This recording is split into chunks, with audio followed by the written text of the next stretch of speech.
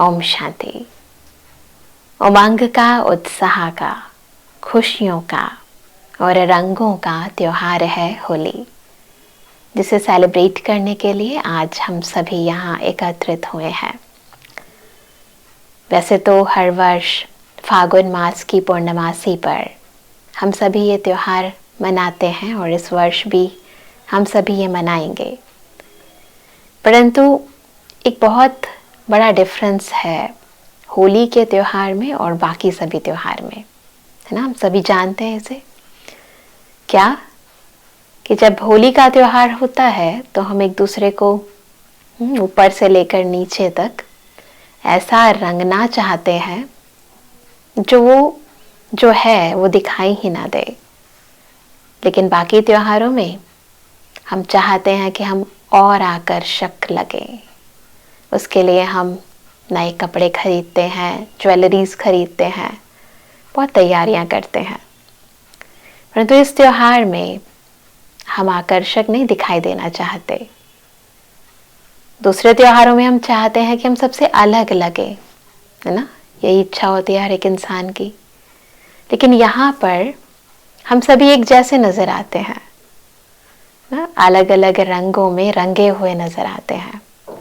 बहुत बड़ा डिफरेंस है। वो भी सेलिब्रेशन है, ये भी सेलिब्रेशन है, दोनों सेलिब्रेशंस हैं, लेकिन सेलिब्रेट करने का तरीका अलग है।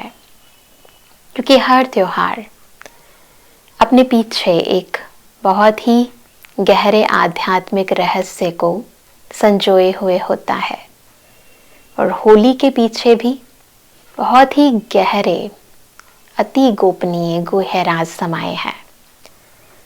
होली के त्योहार पर जो भी रिचुअल्स हम करते हैं, स्टार्टिंग से लेकर एंड तक, बेसिकली 4 तरीके से हम होली मनाते हैं। पहले हम होलिका जलाते हैं रात को।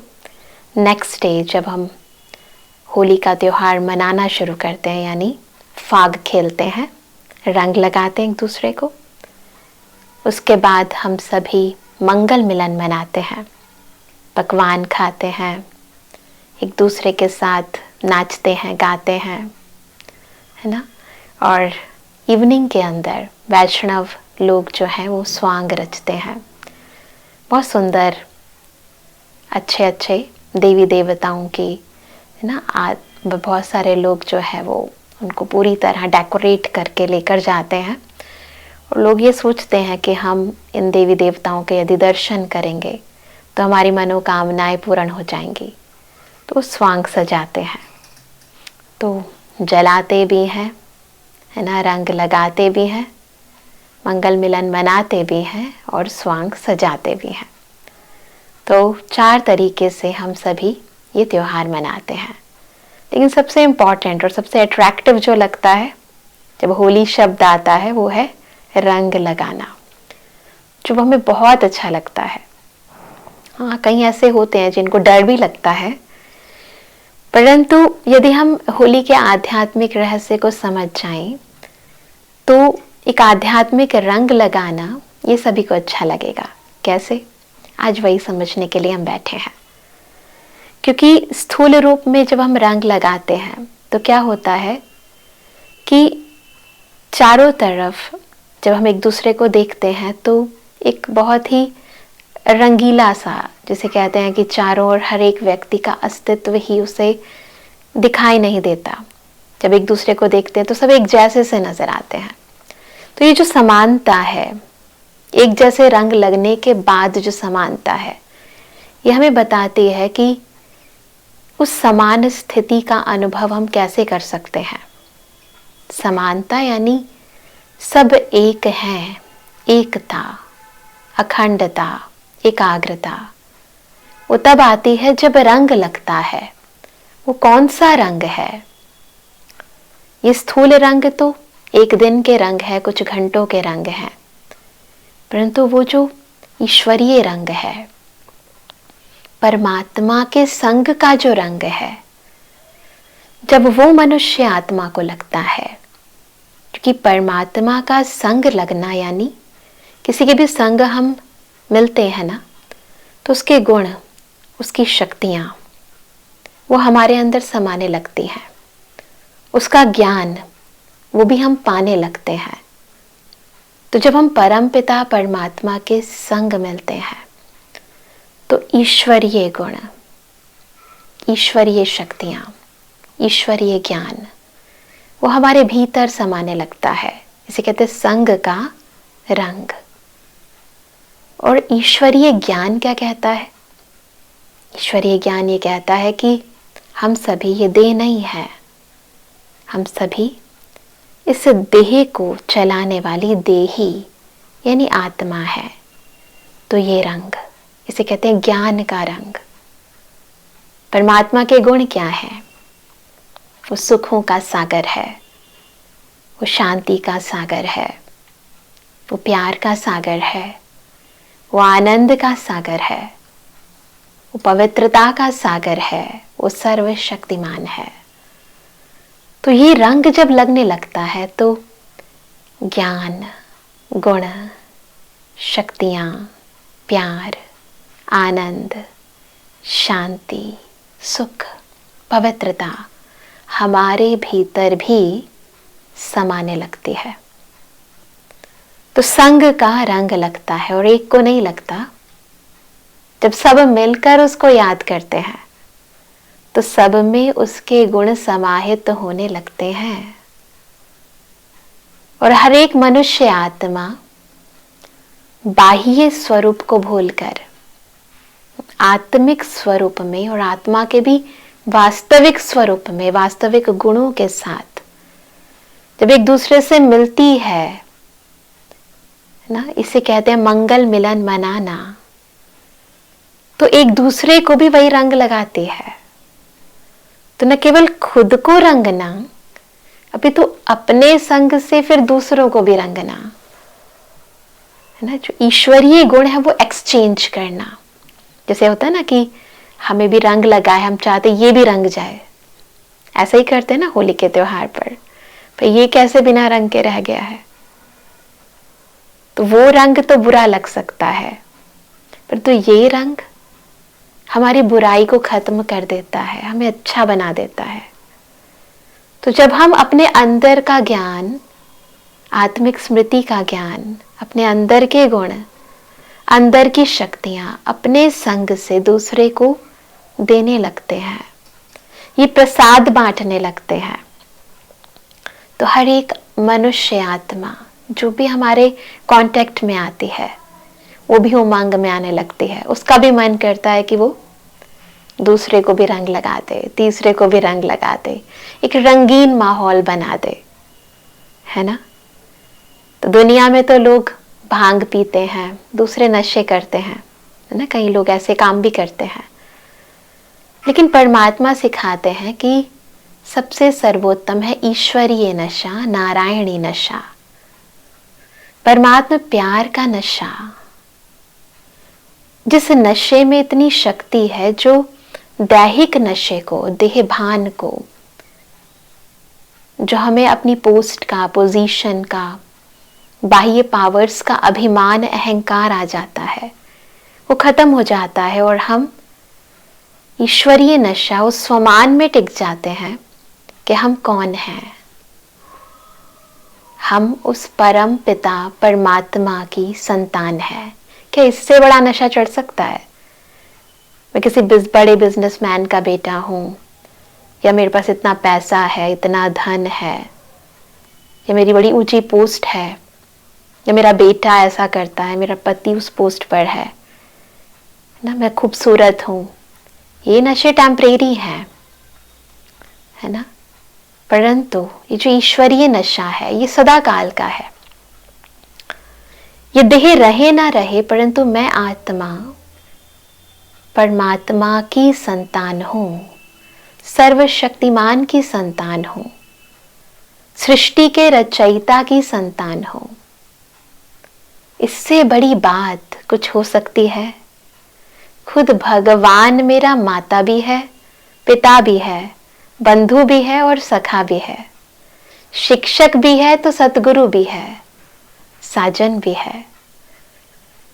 जब ये स्मृति आती है कि मैं किसको बिलोंग करती हूं, कौन मेरे अंग संग रहता है। ये नशा जब मनुष्य आत्मा को चढ़ता है तो ये उमंग, ये उत्साह, क्योंकि इसका बेस जो है वो खुद भगवान है, खुद पवित्रता का सागर हमें वो इतना पवित्र बना देता है।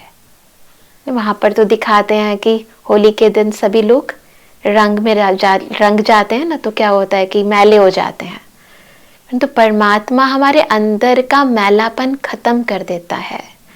मैलापन, जो मैंपन और मेरापन है, यही तो मैलापन है। इस मैलेपन को धो देता है। तो ईश्वरीय संग का रंग हमारी आइडेंटिटी को परिवर्तन कर देता है। एक ऐसी आइडेंटिटी बना देता है जिसमें न ऊंच है न नीच है, न वैर भावनाएं हैं, न ईर्ष्या है न द्वेष है, न कंपैरिजन है न कंपटीशन है।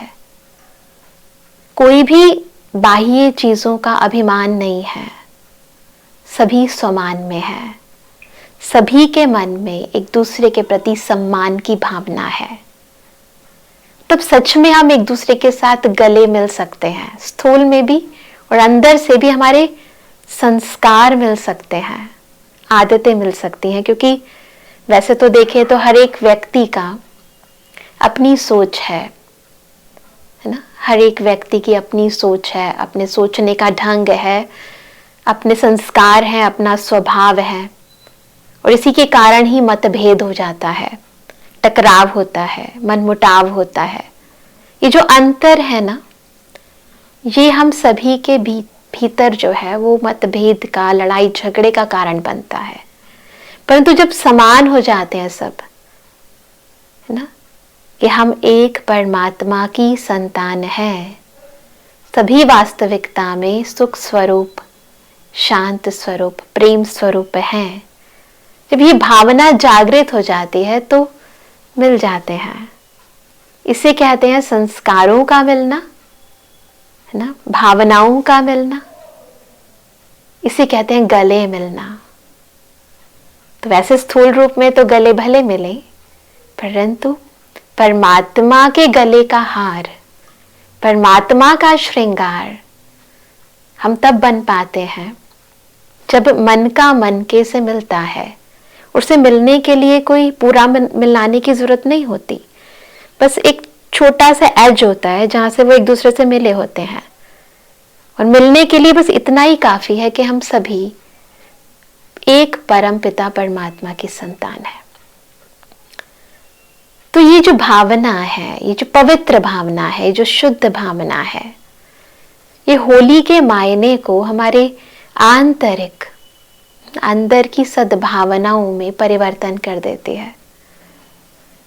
तो ये सेलिब्रेशन, जिसे कहते हैं उमंग और उत्साह, उत्साह है ना, उत्साह कोई सामान्य चीज नहीं है। ऐसे एनर्जेटिक होना केवल इतना ही काफी नहीं है, परंतु एक बहुत ही हाई वाइब्रेशनल स्थिति है जिसमें आंतरिक, अंदर की वृत्ति जो है बहुत ऊंची हो जाती है, जिसमें हम एक दूसरे को बहुत ही पॉजिटिव एनर्जी एक्सचेंज करने लगते हैं, एक दूसरे को बहुत ही सकारात्मक ऊर्जा देने लगते हैं। कब देते हैं? जब हम खुद सकारात्मक हो जाते हैं, जब हमारा नजरिया सकारात्मक हो जाता है, जब नकारात्मकता के मायने सब खत्म हो जाते हैं। तो होली का त्योहार हमें बहुत ही खूबसूरती से आपस में कैसे मिलकर रहे, है ना, कैसे एक दूसरे के प्रति शुभ भावनाएं, शुभकामनाओं की भावनाएं उत्पन्न करें, वो तरीका सिखाने आता है। बहुत ही वंडरफुल तरीके से हम ये त्योहार मनाते हैं। परंतु इसके लिए क्या जरूरी है? ऐसे हम एक दूसरे के साथ मिल नहीं सकते, ऐसे परमात्मा की याद आ नहीं सकती। उसके लिए क्या जरूरी है? जो एक दिन पहले हम रिचुअल करते हैं। क्या करते हैं? रात को सभी करते हैं ना, होलिका दहन करते हैं, जलाते हैं। क्या जलाते हैं? तो लकड़ियां जलाते हैं, उपले जलाते हैं। और कई लोग क्या होता है, पहले से ही अपने घर के पुराना जो होता सामान बाहर रखते हैं, उनको भी जलाते हैं।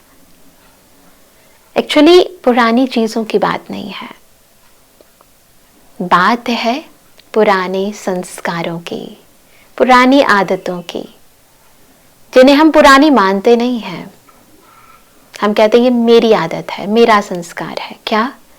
गुस्सा करना। करते हैं सभी, पुरानी आदत है हम सबकी, गुस्सा करने की। कई बार किसी को टीज करने की आदत होती है, टेंस रहने की और दूसरों को टेंशन देने की आदत होती है, पता ही नहीं चलता। क्रिटिसाइज करने की आदत होती है, हर एक के अंदर मीन मेख निकालने की आदत होती है।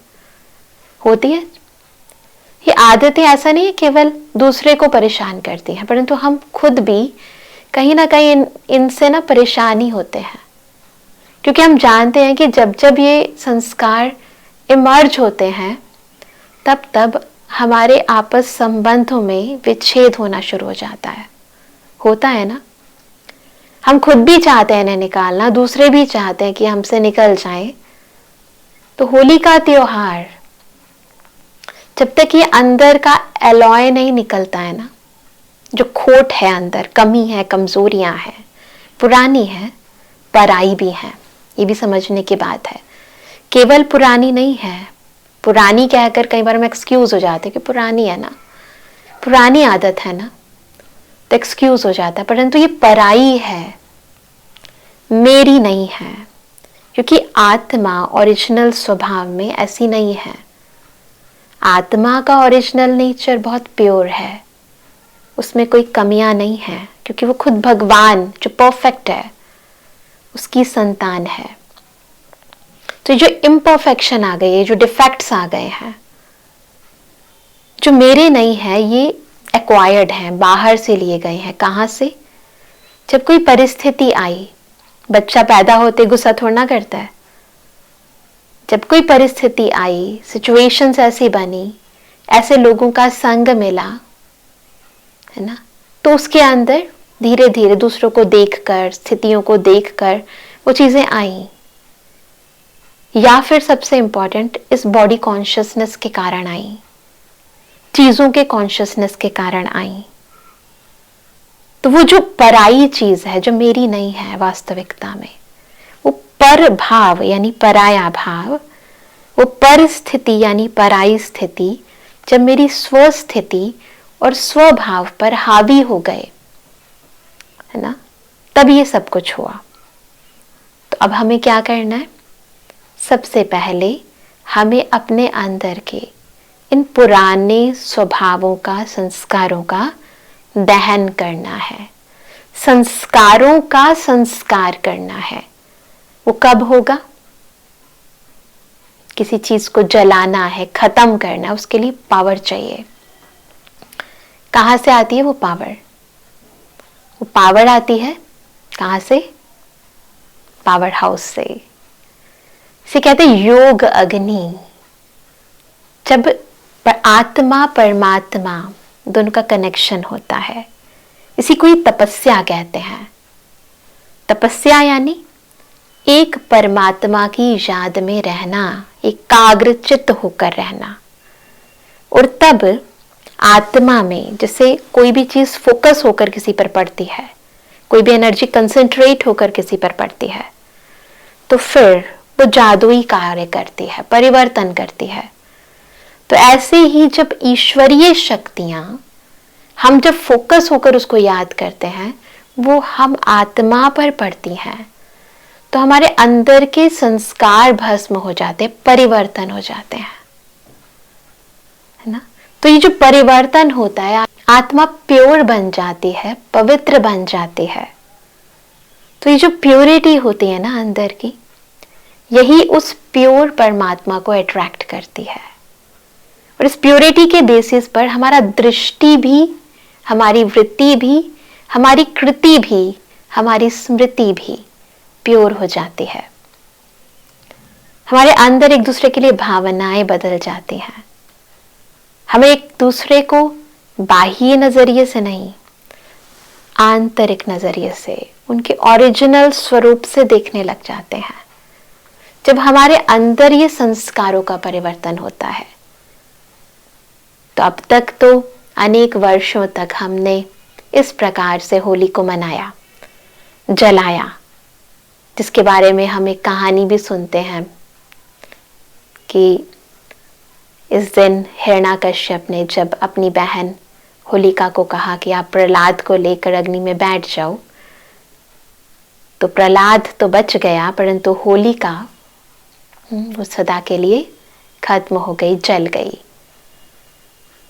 तो वास्तविकता में हिरण्याकश्यप, होलिका ये उस दैत्य वृत्ति का ही प्रतीक है, क्योंकि हिरण्याकश्यप जो कहते हैं कि क्योंकि कश्यप उनके पिताजी का नाम था, है ना, और हिरण्य का मतलब होता है सोना, जो कि वैभवों का प्रतीक है, मेटेरियलिज्म का प्रतीक है। कश्यप यानी क्लोथ्स, है ना, एक तरह से जब हम क्लोथ्स ये धारण करते हैं, क्या कि मैं कौन हूं, मैं मेटेरियलिस्टिक या कहें ये फिजिकल वर्ल्ड के आधार से अपनी आइडेंटिटी को हम बना लेते हैं कि मैं ये हूं, और अपनी झूठी आइडेंटिटी के अंदर हम खुद को इतना पावरफुल समझने लगते हैं कि हमें लगता है कि हम शायद गॉड से भी ऊपर हो गए हैं। तो वो जो अभिमान है हिरण्याकश्यप का, अहंकार है, जो इंसान को फिजिकल वर्ल्ड में रहकर फिजिकल चीजों के कारण आ गया, उसी का प्रतीक है वो, है ना। और होलिका जो उसी की ही बहन है, वो भी, उस होलिका का एक और नाम सिंघनी भी था। सिंघनी यानी वही दैत्य, फीमेल दैत्य। तो मेल और फीमेल दोनों में ये दैत्य वृत्ति आ गई है, और हम ये समझते हैं कि शायद हम इतने पावरफुल हैं कि हम कुछ भी कर सकते हैं, दूसरे का कुछ भी बिगाड़ सकते हैं, है ना, हमारा ही अधिपत्य हो सकता है, हम जो चाहे वही हो सकता है। परंतु हम भूल जाते हैं कि ये दुनिया इंसान की नहीं, अभी तो ईश्वर की रची हुई है। तो जब हम अपना कार्य करते करते मेटेरियलिज्म में इतने ज्यादा लवलीन हो जाते हैं, इतना डूब जाते हैं, तब हमारे अंदर की वो शक्ति जिसे हम प्रहलाद कहते हैं, क्योंकि कहीं ना कहीं आत्मा को परमात्मा की स्मृति तो है, हम उसका दमन करने की सोचते हैं, जैसे दिखाते हैं कि हिरण्याकश्यप और होलिका प्रहलाद को मारने की कोशिश करते हैं, परंतु क्योंकि साच को आंच नहीं आती है, तो वो जो हमारे अंदर की सत्यता है वो बरकरार रहती है। कब? जब हम परमात्मा को दिल से याद करते हैं, जो प्रहलाद ने किया, यानी प्रहलाद यानी परमात्मा की औलाद ने किया।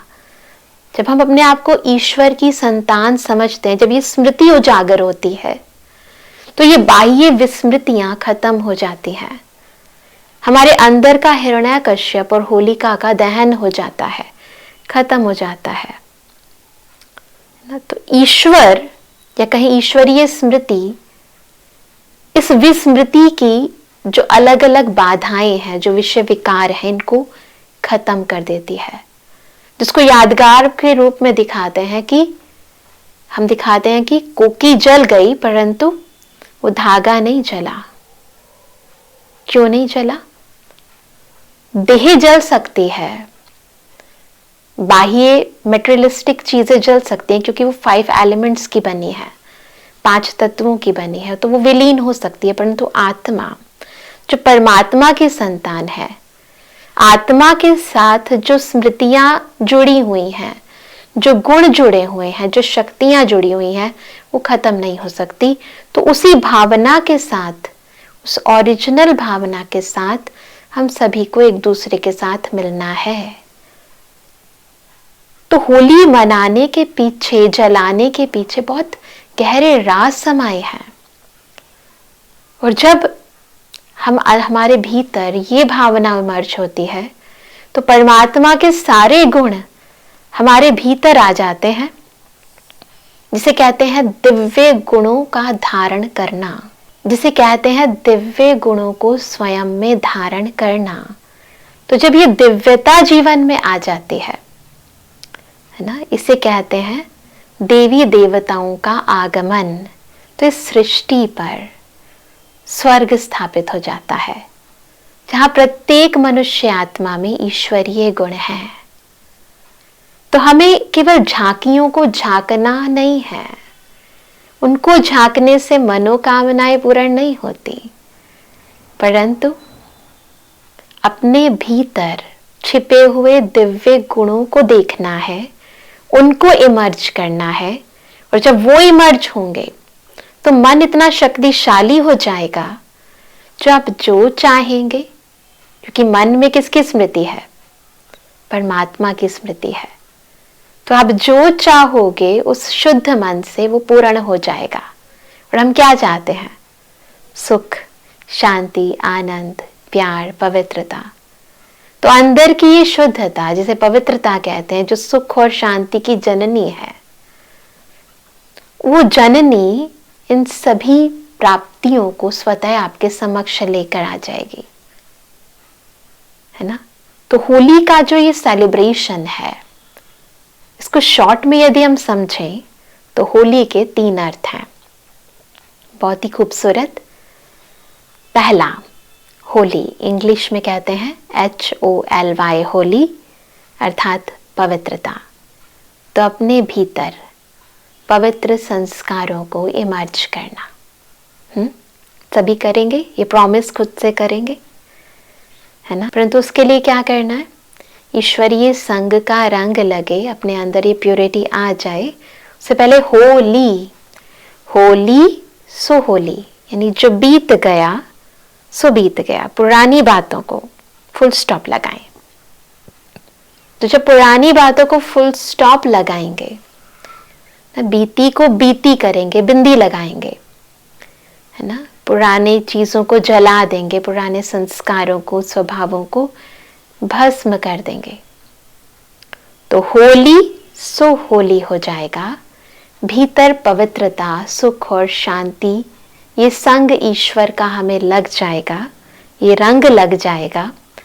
और फिर सबसे इंपॉर्टेंट थर्ड होली, मैं परमात्मा की होली, हम भगवान के होलिए।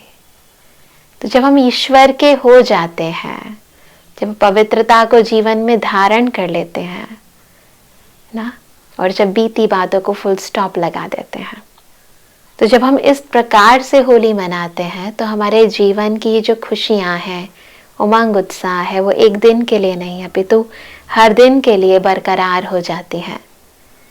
चलिए 2 मिनट के लिए हम इस होली के त्योहार को आध्यात्मिक रीति मनाते हैं। मनाएंगे सभी? चलो, मन को शांत करें, एकदम शांत।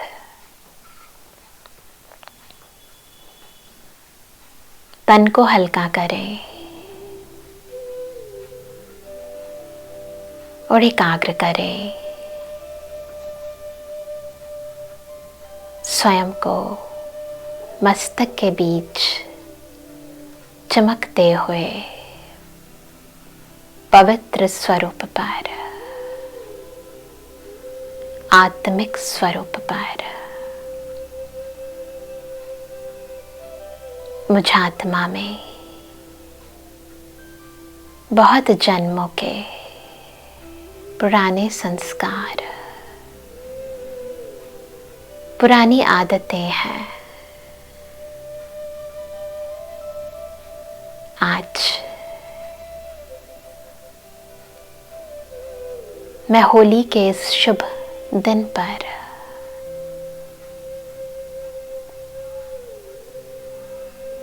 अपने जीवन में नवीनता का आगाज करना चाहती हूँ। फील करें अपने बिल्कुल ऊपर शक्तियों का सूर्य, परम पिता परमात्मा, जिसका सानिध्य, जिसका साथ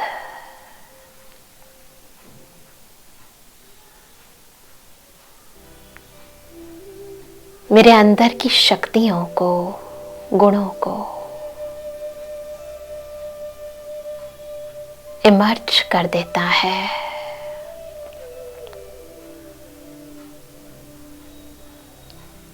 मुझे मुझसे, मेरे अस्तित्व से मिला देता है। अनुभव करें, इस समय और कोई नहीं, एक परम पिता की याद और उसका साथ। इस याद की अग्नि में अंदर के पुराने संस्कारों को जला दें। आसुरीयता की भावनाओं को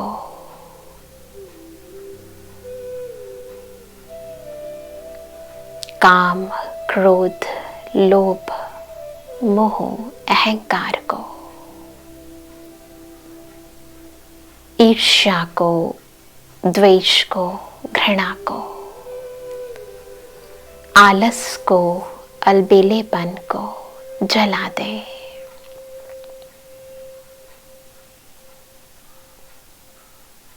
हर मैलेपन को खत्म कर पवित्र बन जाए। मेरे अंदर का हिरण्यकश्यप, होलिका दहन हो गई। पुरानी बातें, बीते हुए संस्कार सदा के लिए मिट गए, मेरे जहन से मिट गए। न अंश है न वंश है, एकदम पवित्र। महसूस करें इस पवित्र दृष्टिकोण को। मैं आत्मा शांत, सुखी, आनंद, प्रेम, पवित्रता से परिपूर्ण हूँ। ईश्वरीय संग के रंग में रंग जाए और महसूस करें मेरे चारों ओर जो भी मनुष्य आत्माएं हैं, उनमें भी ये सब गुण विराजमान है। अपनी दृष्टि से, वृत्ति से, कर्मों से, वाणी से ईश्वरीय गुणों का दान करते जाएं। आंतरिक सद्भावना से सभी के प्रति सम्मान की भावनाएं उत्पन्न करते जाएं। ईश्वरीय रंग लगा दें हर एक को, मिटा दें हर भय, अंदर की कलह कलेश की भावनाएं। महसूस करें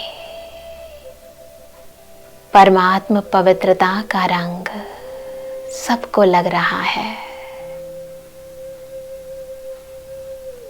यही संग का रंग है, यही वो मंगल मिलन है जो हम सबको दिव्य गुणों से सजा रहा है। एक दैवी युग का आगाज कर रहा है। अनुभव करें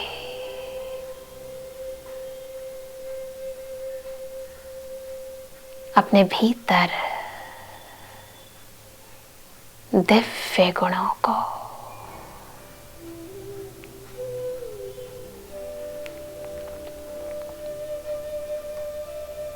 ओम शांति। तो इस बार हम होली को इस आध्यात्मिक रीति से मनाएंगे। एक ऐसी रीति, एक ऐसी रस्म जो हमारे भीतर की सारी दैहिक और विकारी वृत्तियों को खत्म कर देगी और एक दिन का नहीं अपितु हर दिन का उमंग, उत्साह, खुशियाँ सबकी बरकरार रहेंगी। तो आप सभी को ब्रह्मा कुमारीज ईश्वरीय विश्वविद्यालय की ओर से बहुत बहुत होली की शुभ भावनाएं, शुभकामनाएं, मंगल कामनाएं। ओम शांति।